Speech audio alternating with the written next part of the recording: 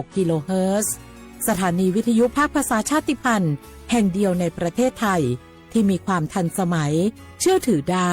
สร้างอัตลักษณ์กลุ่มชาติพันธุ์สู่สากล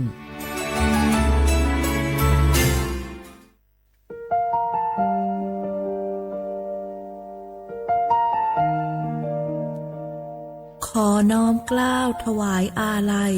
สมเด็จพระพันปีหลวงพระแม่แห่งแผ่นดินผู้ทรงเมตตาเหนือเกล้าขอพระองค์เสด็จสู่สวรรคาลัยข้าพระพุทธเจ้าข้าราชการและเจ้าหน้าที่สถานีวิทยุกระจายเสียงแห่งประเทศไทยจังหวัดเชียงใหม่กรมประชาสัมพันธ์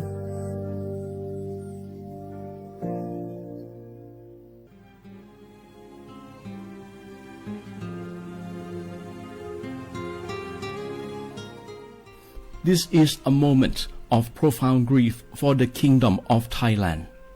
The collective voices of Radio Thailand Chiang Mai join the Thai nation in mourning the passing of our beloved Queen Martha, Her Majesty Queen Sirikit.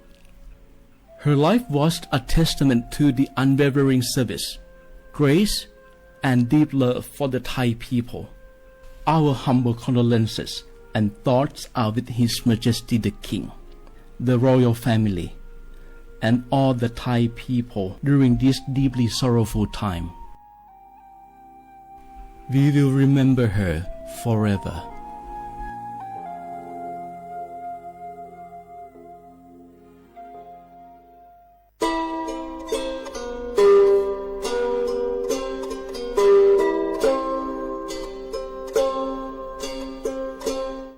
เปิดปรากเจอโคโพ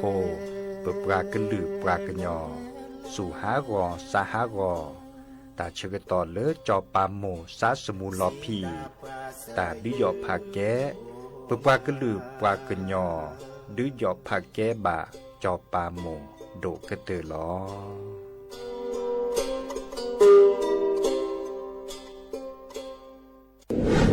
ในช่วงนี้หลายพื้นที่ของประเทศไทยอากาศหนาวเย็นอย่างต่อเนื่องโดยเฉพาะยอดดอยและยอดภูประชาชนอาจเสี่ยงต่อโรคและภัยสุขภาพจากอากาศหนาวได้ขอให้ทุกคนเฝ้าระวังโรคที่พบบ่อยในฤดูหนาวได้แก่ไข้หวัดใหญ่ปอดอักเสบโรคอุจจาระร่วงโรคหัดโรคมือเท้าปากรวมทั้งภาวะเจ็บป่วยหรือเสียชีวิตจากอากาศหนาวโดยไม่ทราบสาเหตุโดยเฉพาะผู้ที่ไม่สวมใส่เสื้อผ้ากันหนาวหรือผู้ที่ดื่มสุราเป็นประจำป้องกันง่ายๆเริ่มที่ตัวเราดูแลสุขภาพให้แข็งแรงออกกำลังกายสม่ำเสมอรับประทานอาหารปรุงสุกดื่มน้ำสะอาดล้างมือบ่อยๆไม่ใช้ของส่วนตัวร่วมกับผู้อื่นและหากมีอาการไอจามอย่าลืมสวมหน้ากากอนามัยทุกครั้งขณะอยู่ในที่แออัดที่สำคัญควรรักษาความอบอุ่นเตรียมเสื้อผ้ากันหนาวให้เพียงพองดดื่มเครื่องดื่มแอลกอฮอล์เพื่อความปลอดภัยในช่วงอากาศหนาวนี้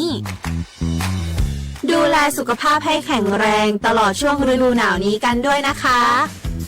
ด้วยความปรารถนาดีจากสำนักงานประชาสัมพันธ์ที่ 3 กรมประชาสัมพันธ์จากศาลากลางจังหวัดน่านหลังเก่าพัฒนาสู่การเป็นศูนย์การเรียนรู้นันทศิษย์ป่าคารโดยมูลนิธิรักป่าน่าน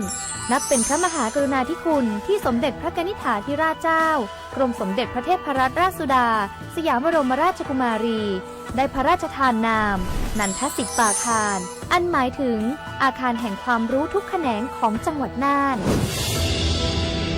ภายในประกอบด้วยห้องนิทรรศการเฉลิมพระเกียรติรัชกาลที่ 9 แสดงพระราชประวัติและพระราชกรณียกิจของพระผู้ทรงเป็นพลังแห่งแผ่นดินและต้นแบบของความเพียรรถพระที่นั่งอนุสรณ์แห่งการเสด็จเยี่ยมราษฎรในถิ่นทุรกันดารทั่วทุกภูมิภาคของไทย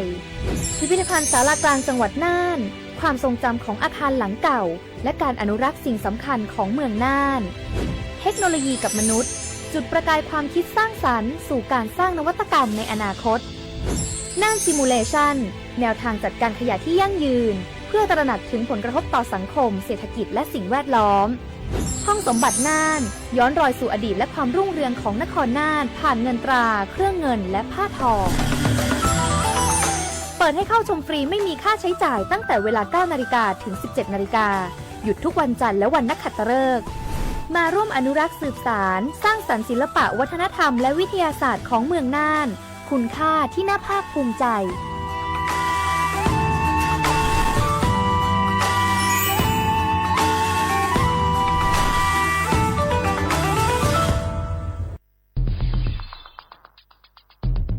แค่3 ปีความเสียหายจากอาชญากรรมไซเบอร์ของคนไทยพุ่งทะลุถึง 94,000 ล้านบาทหรือเฉลี่ยปีละ 30,000 ล้านบาททุก1 ชั่วโมงเราเสียเงินกว่า 3.4 ล้านบาทให้กับมิจฉาชีพออนไลน์โจรไม่เห็นใจคนอาชีพไหนอายุเท่าไหร่สถานะทางการเงินแบบใดหมอพ่อค้านักธุรกิจนักเรียนแม่บ้านข้าราชการเกษียณทุกคนตกเป็นเหยื่อได้เสมอและวันหนึ่งอาจเป็นคุณหรือคนที่คุณรักเพราะจุดอ่อนร่วมของเหยื่อคือความเร่งรีบขาดสติหรือแม้แต่บางครั้งก็เกิดความโลภจนเกินไปอย่าปล่อยให้การกดคลิกเดียวลิงก์เดียวทำให้โจรยิ้มกว้างวันนี้ถึงเวลาแล้วที่คนไทยทุกคนจะต้องร่วมมือกันสร้างภูมิคุ้มกันอาชญากรรมไซเบอร์ช่วยกันหยุดก่อนที่ภัยไซเบอร์จะทำให้คนที่คุณรักและตัวคุณเองกลายเป็นเหยื่อ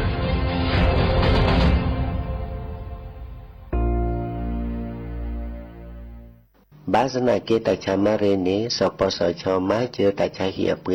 บาชาบาเลมากว่าซาบาเลอกุตอดิเลบัดทอพาลเวซอเลยาลซาเซดิซาดอเพลซาเฮลอเตสีเคมีบำบัดเฮลฮอร์โมนยาเกซาเลรังสีรักษาเสดภาอีคอโปรเลหมอดอกบโชเกซึแกสกอดือลคูชลปูเวดานิลอซีกว่าอาทอเลสายด่วนสปสช1330สปสชเขต1เวกิเม0532855355สายด่วนกมทู1600และสายด่วนสุขภาพจิต1323ลบกะก็กะแดกว่านี่หรอซีกว่าอาทอเลสายด่วนสปสช1330สปสชเขต1เวกิเม0532855355สายด่วนกมทู1600และสายด่วนสุขภาพจิต1323ลบกะก็กะแดกว่านี่หรอเวเจ้าผักกระพลือผักกระหมู PM 2.5เนี่ยว่าแหละเด้อแม็กทีแมสากูอูกูเฮนเลยจ้าอันนี้เนี่ยอันโลเลปัจจุอุจุเกราตาป้าติดเลยเนี่ยเมตาหลอกตาสุกว่าสุกาเอาเลือตาสุดตาหลอกปัจจุเกทเอาไว้ดับก็อ๋อปกเกทเอาผักกระพลือผักกระหมูเก็บบัตรที่บัตรโตเกปะเต่าจุดเทนเลอเด้อดิเน่บะบ่ามาเจอหล่อซาตะบ่าชูอูชูเกทตาตาสุกตัวสุกาบือโคเชอร์บือเคโคเชอร์แฮมเบอร์เกียวมาแก้เก็บปุ๋ยหมักดอสู่อาทอเซกว่าเทรสก็ซื้อตะบ่าเมอเลอร์หมูอูเกทอเลิบกราปูเนื้อแม่มานี่เดพาอีเดอผักกึบหรือผักกุหมูเดอจิกาละเจอันเมเนี่ยกลิสต์ต่อก่อนนี่ก็แค่ก็ทอเซเนื้อไม่คู่หล่อซาก็กะอุกต่อแต่ชูชูแกเปิดกันนี่ก็สู้กับซานนี่กลิสต์ต่อก่อนเลออะก็แกก็ก่อนหนอแต่เชื่อมันลาเกแทนเลอสำนักงานประชาสัมพันธ์ที่3กรมประชาสัมพันธ์เกวดปูแวก็กาแฮเก็บราตพึกอเดเลทีมเวกิแม่แกลเกสกอตาติตาเฮเวดาเลหมูอูเกทอลบกาปูหมออวปลือดอผักกะพลือ PM 2.5 เลราโตกอต้นโนหมูอูเกทอเตคือเลตามาหล่อกว่าแชแกลเกตาติตาเฮเวดาเลหมูอูแกทอลบราปูหมออวปลือดอผักกะพลือเลเวกิแม่โทรศัพท์เตเบอร์คอเลว่าแยเซอร์เตอคีก็ว่าข้อเวกิแม่ปรับพลาลอที่กอตลอดพิขากรอขาแกลเกตาติตาเฮเวดาเลหมออูแกทอลบราปูหมออวปลือดอผักกะพลือ PM 2.5 ตลอดตะแกลเลตอตเนเรนแควดิซอเลกชูอูชูแกตาเล FID ตบาชูอูชูแกตาบาปากรอค่ะตเมเลชูอูชูแกตาสพอสค่ะเซเดวาเดเซลาเคก็จะถอนเลมือนี้มือซอเตอร์ลามกราคม ตือเลอมือนี้มือซอเซชิเตอร์ลาพฤษภาคมนี่ยิกโทยกะยาคือชิคุยและรามากมาที่ก่อตลอดปิกาปราจีนหยอนันนอกอตาเชมลาเรเฮเวดาเลอสำนักงานประชาสัมพันธ์เวกิแม่แฮแกปราตึกพึกอเดเลอทีมเวกิแม่ก็คือกะญาตาเลอโอปุโคปเคดูทอกลิซอและกะชกะกะชกอมุโคชรีพากะพลือโตโอบานอ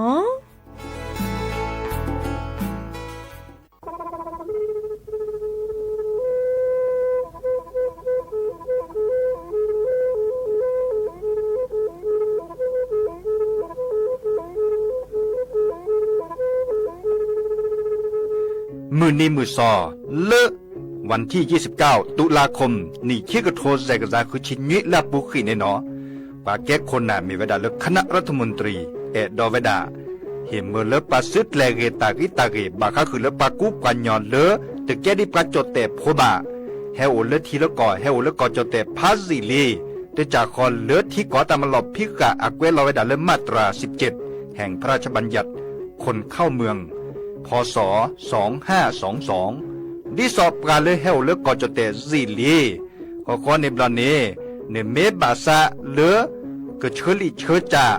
และขี้เนอแควเลอบากิบาเกเลนกแกทอกว่าจดแต่โพเนเนแลเซแต่จากคอเลที่ก่ออาตามลอบพิกะอาเฮนแควปากอเลมาตรา7ทวิแห่งพระราชบัญญัติสัญชาติพศ2508ดินาโคเนตากาเลเฮโอเลก็จดแต่วี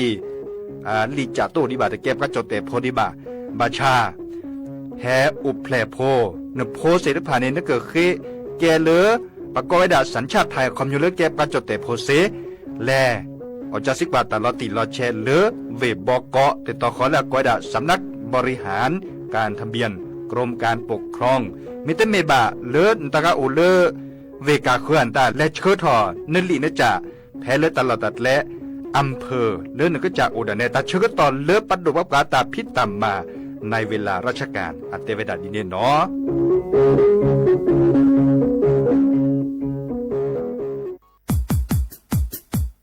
ดอปูแวปากญอโพนเมบาซะสู้อ่อนมืออ่อนเลวิทยุกลือหลอก็จะแต่เวกีแม่ตอนยาอีบอบบาเนบาคาคือเล่นตาพิษตามมาตาพิออมมาออจะแต่กว่าก็ได้และสนใจโฆษณาเนื้ออดจัดสิกว่าสวทเชียงใหม่เบอร์โทรศัพท์053-276-068เมตรเมบะ092-246-8579เสทบลอ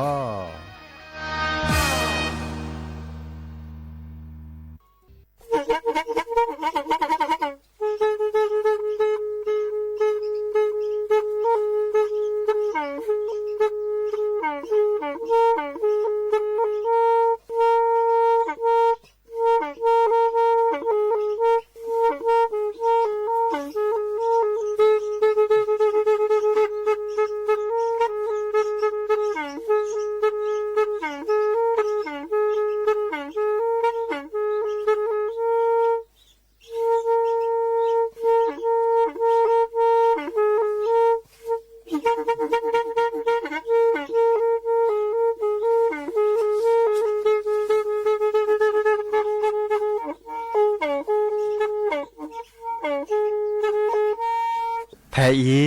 วิทยุกลือหลอก็จะแตะเวกีแม่ตะกะโทนลิกซานยุ้ยชื่อคือกิโลเฮิรตซ์ตาเชอกระตอบเปอปากระหลือปากระยอกหลอกตืออีสู้อเมญาเปก็เห็นเหล่านั้นและตาสูมือซ้ำมือตากระเจาะตาแลกแก็บดูแก็บโผล่และติเลื่อนนกออัตโคเนและกนาหลอเจอบาค่าคือตาสูมือซ้ำมือสก้อเนาะ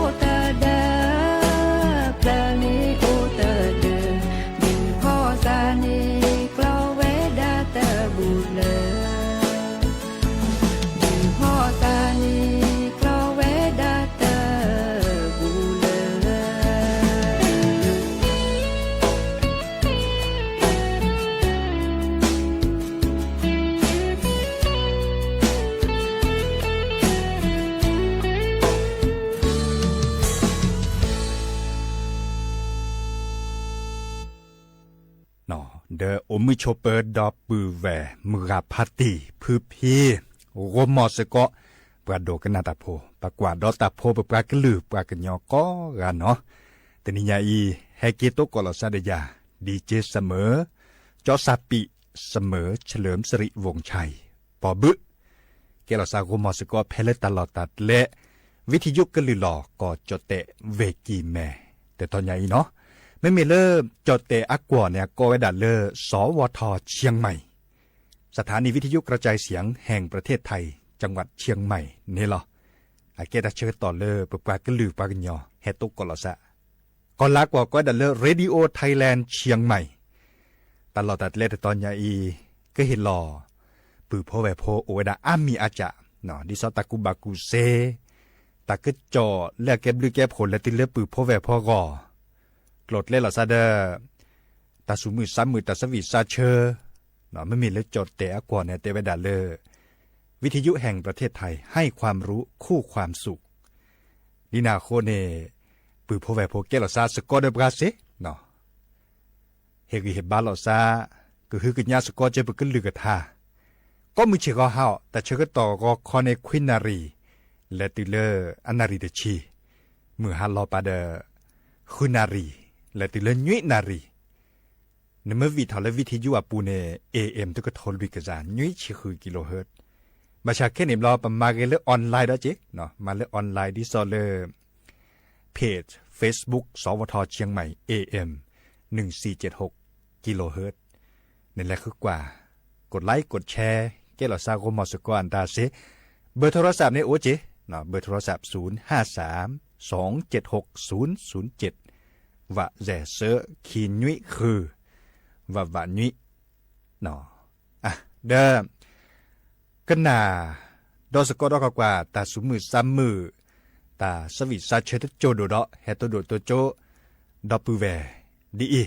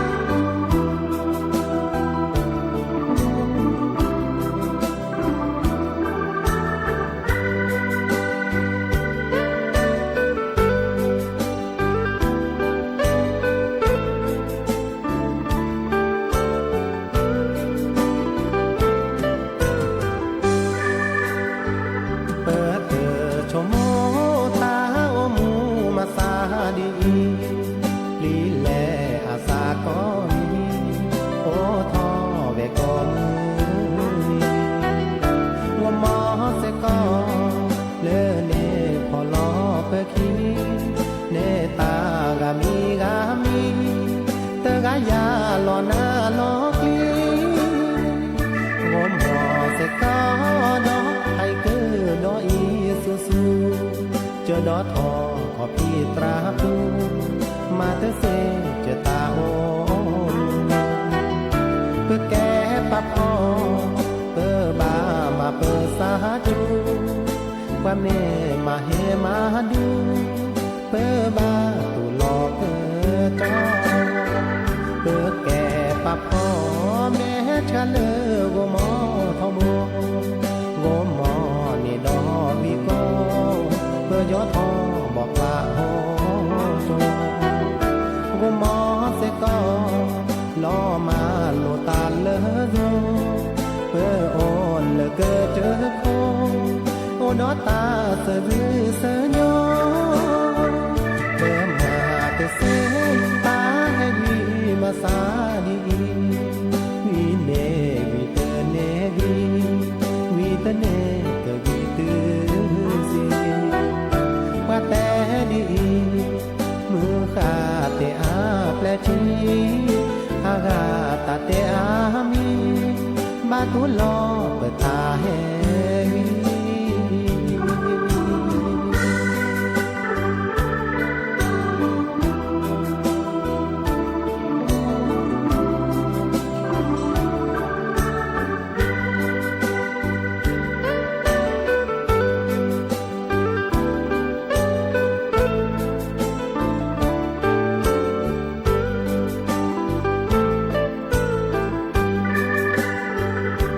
เ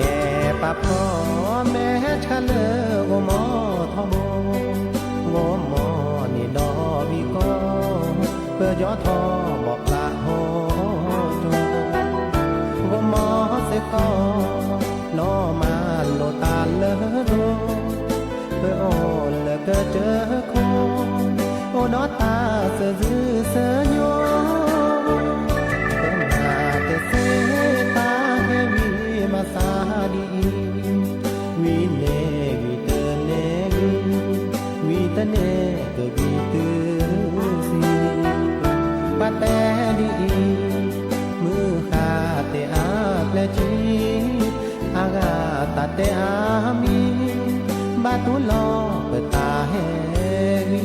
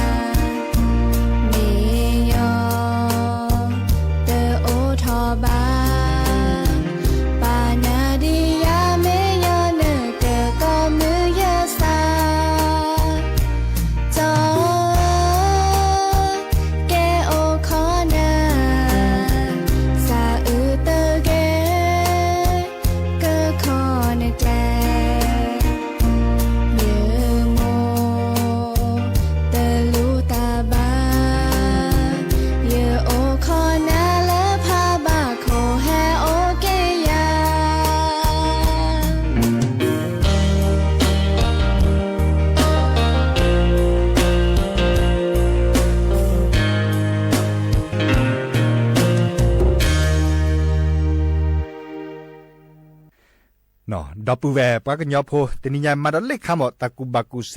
แต่บลญาอีมาดอเล็กขาดบักก็คือเล็ดทีดอเนาะทีเนอาแกตาละหลุดโดดหลอดทีออเนี่ยดอปูแวทีออเล่นออตนี้เนี่ยก็สีสุราเนี่ยเตจุเน็ตเลดาบักก็คือเลปะออทีเนี่ยแต่นี้เนี่ยแต่จานดอคือก็โคโตเนี่ยก็โคโตสุดบาเห็นเมื่อไรจานดอคือเบลและติเลข้อเบบ่ะเนาะเมลติลเบจะใช้เดเรมีเวลาเลยดีนอทีอาเนี่ยบักขัดบลูลัดหล่อบักขัดเลปัจฉิดเดปูเจปาเลตปอทีอาบะเนี่ยเดปอทีเนี่ยเนาะที่บ้านเนี่ยต่อฉีซีญอเนาะฉีชาดาลอดิซอเลอ บนึกฉีดปอวามุนเนาะบ่าเนาะที่บ้านเนี่ยต้องฉีดซีญอเดชกเกญอกว่าเล็กกว่าเกเนไม่มีเลยปะออทีเนี่ยต้องมีตากบ่าดอปูเวเนาะออวีเดแต่ไม่โมฉีซาเดบ้านเล็กฉีชามีเวลาเลิกนกรนี่เฉียนได้เนี่ยต้องปิดจีนกรนี่เลยบัดที่บัดโดนเลยนี่ฉีดเด้อเนาะบัดที่บัดโตเลยฉีดเด้อที่บ้านเนี่ยตัวปะก้อยได้เลิกกระเพาะปัสสาวะอักเสบเสียจีเนาะดิซอเลยปะฉีดเด้ออปุลลอโอทอนกรัตเลยที่บ้านเนี่ยไม่มีแล้วพอกความบุญเนาะก็ฉีร้านนักเก็ตชอเด้อตาชุตาชา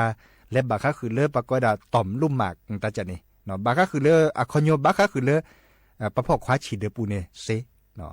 กว่าเลิกออทีจกาดิเนเจเนาะก็สีสระเนี่ยเตจุเน็ตเลยออทีราดเจอะเกเนาะอะก็เสือคือมาก็ใช้ก็ชอเลยผสมโอปวนตาเนาะชมหมดอกการมือกับพัตติพื้นพิษนี่เนี่ยแน่นออกทีเว็บบีหรอเนาะบากกาชั่วโมงได้มาดาแต่หน้าบัดนี่ออนอคอยมาดากว่าคบเปิกค่าเนี่ยเราเนี่ยออกิเลสออันนั้นก็ไม่มีเลทีเนี่ยออดิราดิเกเนาะดิราดิเกแต่ไม่โมชีซะเด้และชีชาคีบาชาก็บามีเลทีแล้วก็ชอจ่อทีแล้วก็ชอแต่มีเลยออทีได้ละโอเดอร์ก็พี่ฮอโคบาบาเซียนตาเนี่ยตะเกจิบาอันนี้คันนี่กีบาที่บาโตเกเลปัจฉิเดปูดิซอเลบากกาบากออย่าเล่ไม่มีเลอาเกียทอกิเล่เหลือเล่แม่นตาโอโลปัจฉิเดปูอันตาจันนี่เนี่ยจดแต่กว่าก็ได้เลนิ้วเนาะไม่มีเลปากยอดาปากกอดิเล่นะคันนี่จะตอดบาจิบาแกตาสุขสุขกาเลนอวีเลอุโผพับโคลาซาเลวเลนี่ฉิเดปูวิบากาชิชันเลยฮับเปิดลอดอลโลนี่โอเจาะเปิดลอแกดิซอเล่เหลือเล่แม่นี่อันไม่เปิดลอขี้เดอเกบากาชิชันแล้วแต่เปิดลอวะแต่เจ๊บุพี่อาฉีดโลเนี่ยเจ้าบุพินในบัลเล่โอคือศิสระบัลเล่ยุดและยาลาซาเน่พันนั่นเนี่ยเนาะดีนาโคนี่เดอบางครั้งคือเลปะออทีแกตาแล้วลดโดคอดอลเลอร์ออทีแล้วก็ชอเนาะอีกคาเดเฮเตคือปือพอแบบพอเนาะชั่วโมงแล้วก็เก็บด้วยแก็บพอโดชิจากนี้ล่ะตากูบักกูเซเลอร์และคือนี่เดเฮเกเตคือปือพอแบบพอตาชัวเคลมเกเดมาแต่ละก็คือเดมือเจเนาะมาซะเล่นนี่จ้ะแค่เลยแค่ช่วยไว้ดาดีในแลกกันหนักดอตาสุมือสามมือแลสู้อเมญญาปานอ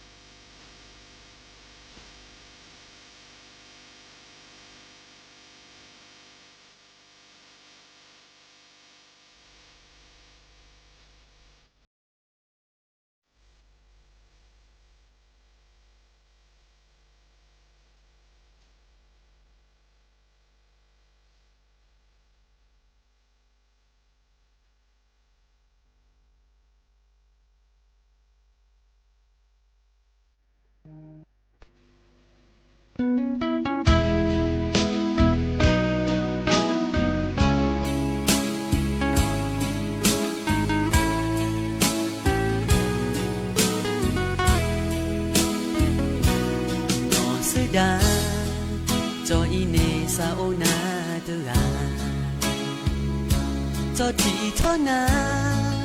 สามือโดมาในดาอีเนสาโอจออาเมเลจออีเนอาตาเตโอก็มึงนี้โอดอตาโชโมคือเธอแย่ปรามาแลตาโพตะนีญาอีเตอทีนอเสดาจออีเนสาอือและเนรอเตอกานอเสดาเนื้อหาเดือบรากะเคอดูมือฮาลอเนดานเตอเก็บเปิดจออีเนเชอและเนอเกโอเดซาบาชานอเสดาซาโอปรากาเตบานอมีนอเสดาซาอือเตเกจอเกิดภาษาจออีเนกเกกะกุยเซโคเกซาเปนอนาเนเลจอเตเกรเดนอเสดา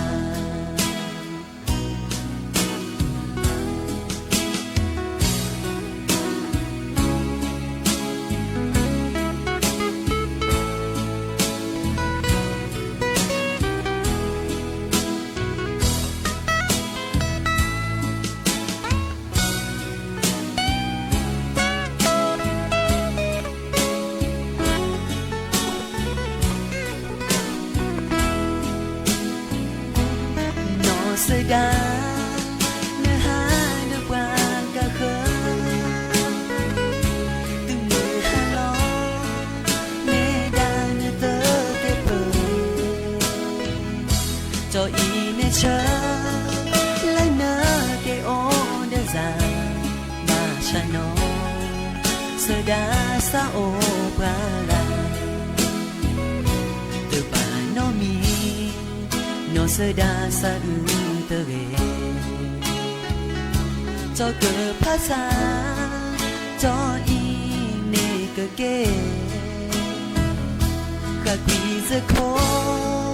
เกซาเปนอนาเมเลจอ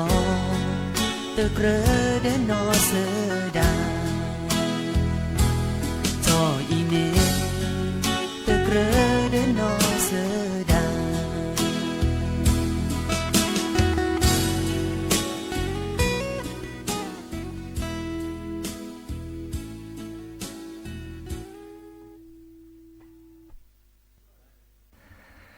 เนาะเดดอปเวปราโดกนาตาโพเปปรากลือปรากะญอก็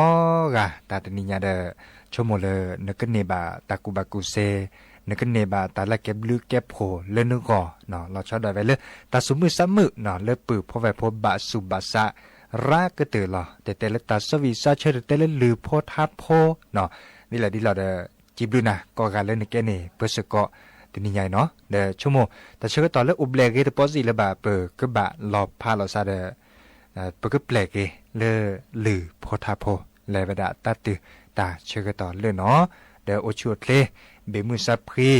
เนาะปูแพลตาชุดตาชาชั่วโมตาเลกเกเนาะเดกเนบาตาเลกเกก็กันเนาะตาบลือพรยาพรยองหอยlần đêm mưa tha khứ plơ sơ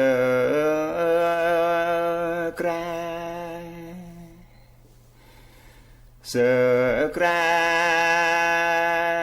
lần đêm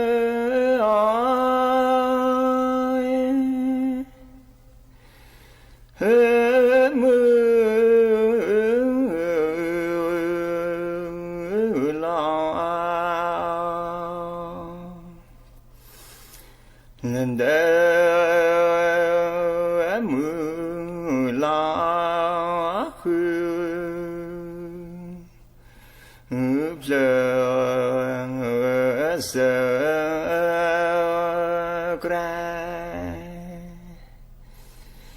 giờ ra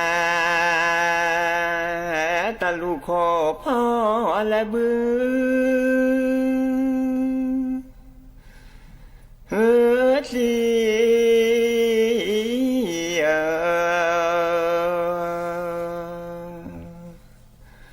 la bư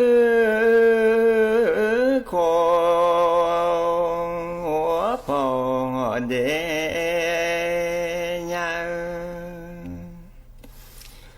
là thọ hương phơ ghê cả mò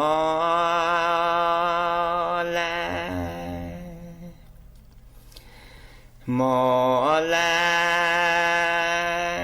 lo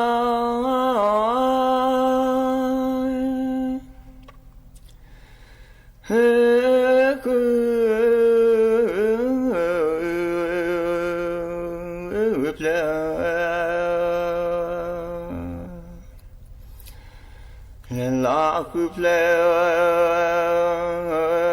ghê cả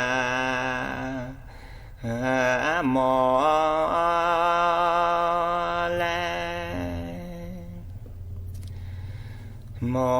la bà mẹ bà chi là chớ lỡ ra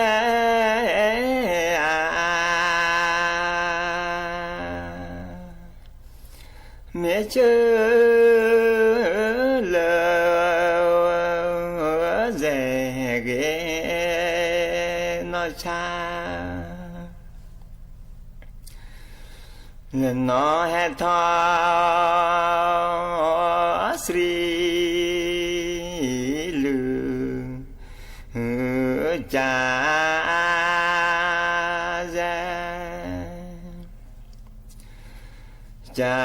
ra le cha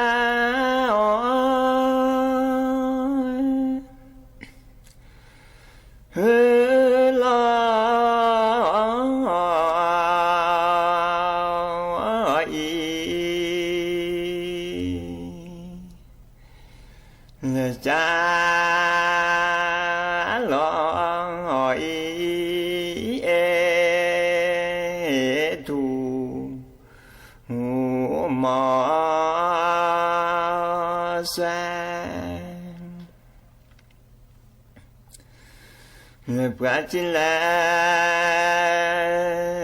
quả chỉ sẽ si Apollo sẽ lo ai khi thôn tô ba lần ba lên nó khoe si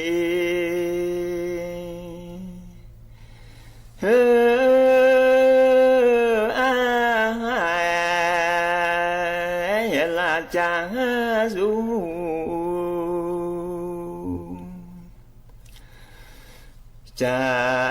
du hết thọ khoe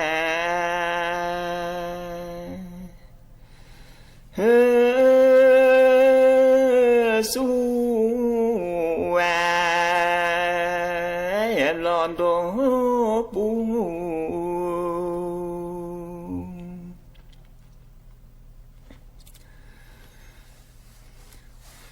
nên nó cho lẽ nó cho khi ta tư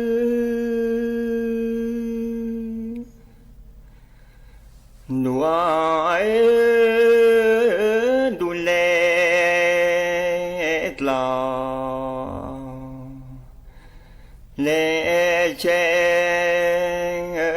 lên mà lệ ta lệ láng đến để ăn đó nhà lối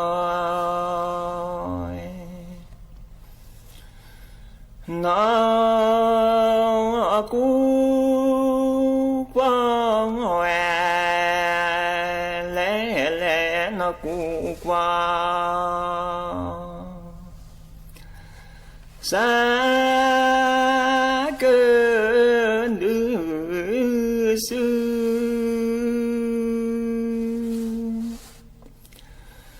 lên đuổi đu lệ lòng lệ che lên mà lệ ta đi láng đến để ăn đó nhà lối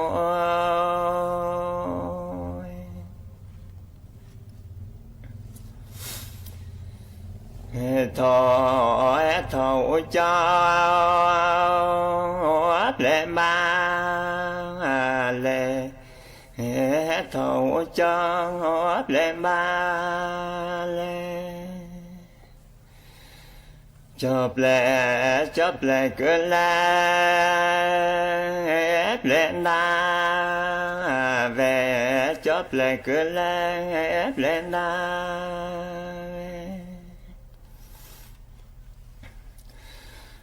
nữ ta cũng na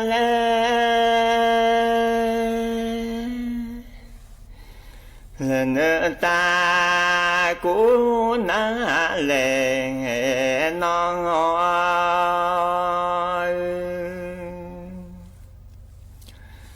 nó hè thọ đưa họ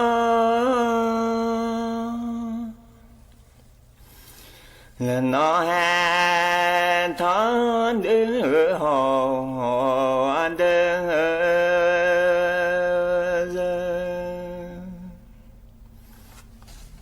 qua Sri Du qua Sri Du Sri Lơ Nhà Lư qua Sri Du Sri Lơ Nhà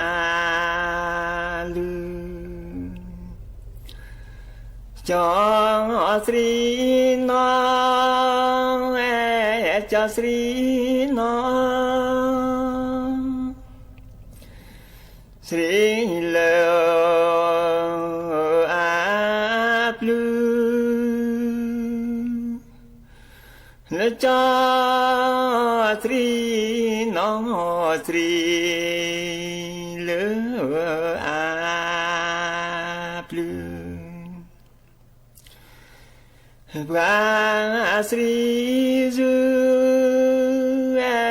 qua Sri Du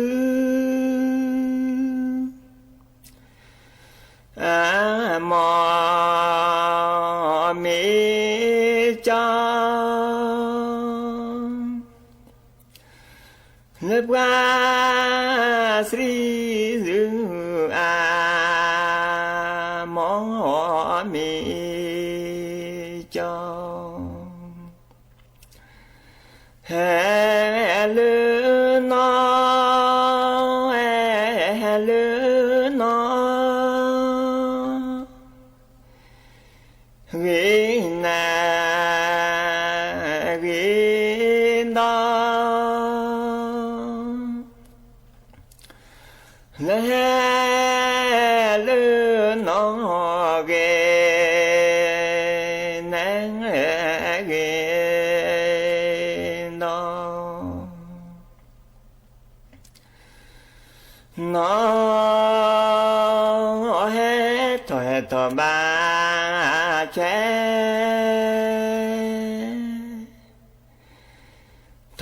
thọ mê tư nè qua lo che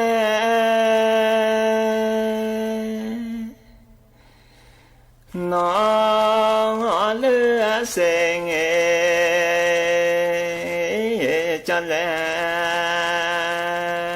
quen cho lẽ ui mà tơ che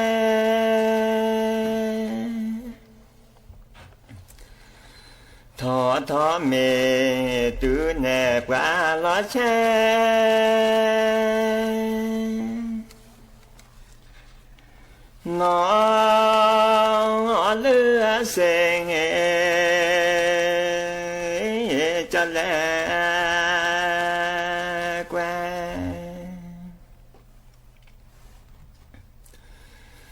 nó hết thọ từ cả nhà thọ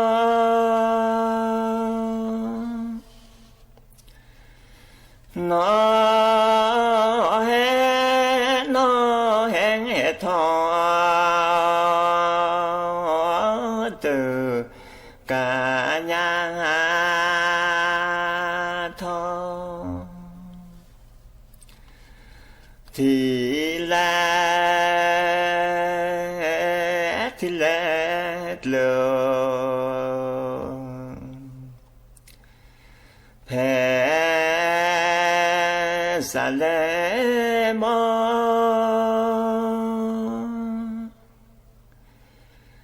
thì lét lờ phê xa lê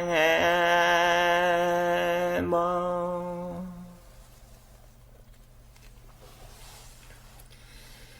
nó hết thọ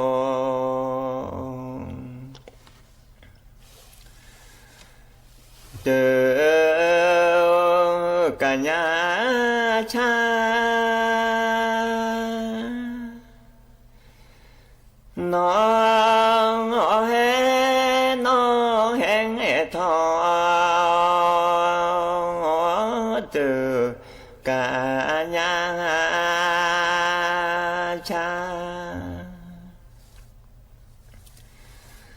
thì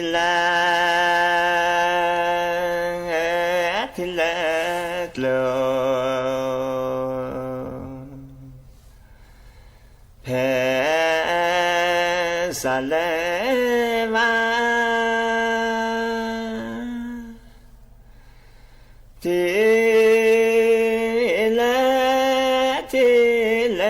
hết lờ phê xa lê va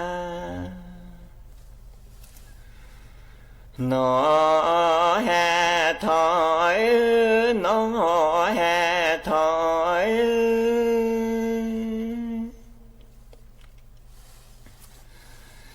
mà phê mang hạ phó nó hết thói mà phê mà phó đi cơ li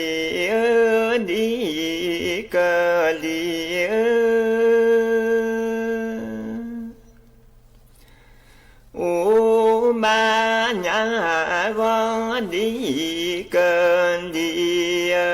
u ma nhà go nó hết thói nó hết thói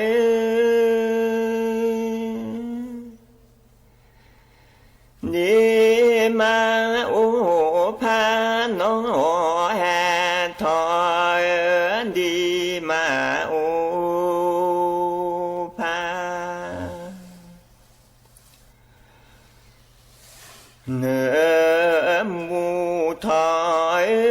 เนื้อมูถอย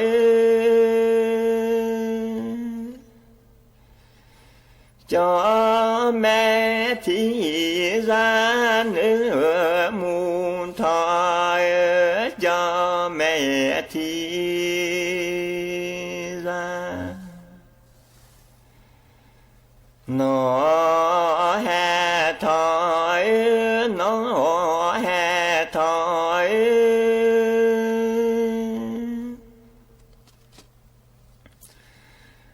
กูนี่แม่กูหนอแห่ถอยกูนี่แม่กูเกิดปรือโซยเกิดปรือโซย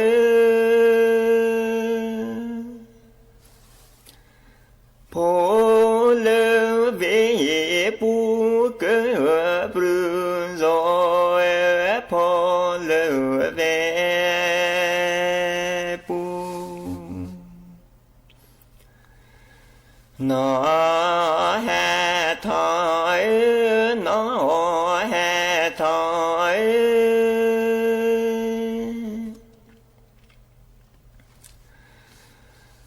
กูนี่สูมาหนอแห่ถอยกูนี่โซมาจีตรูเอจีตรูเอ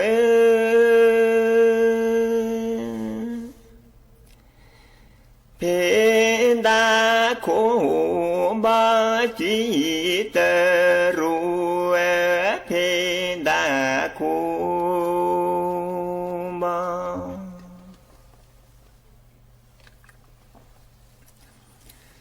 หนอแห่ถอยหนอแห่ถอย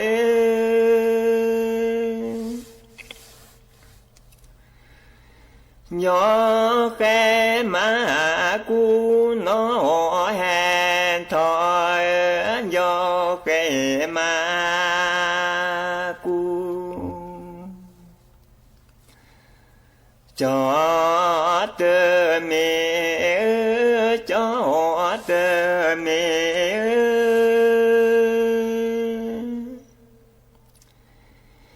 เควปาผู้จอเตเมเควปาผู้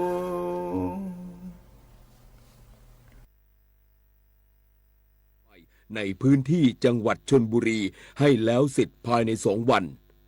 คณะรัฐมนตรีเห็นชอบมาตรการรับมือไฟป่าหมอกควันและฝุ่น PM 2.5 ประจำปี 2000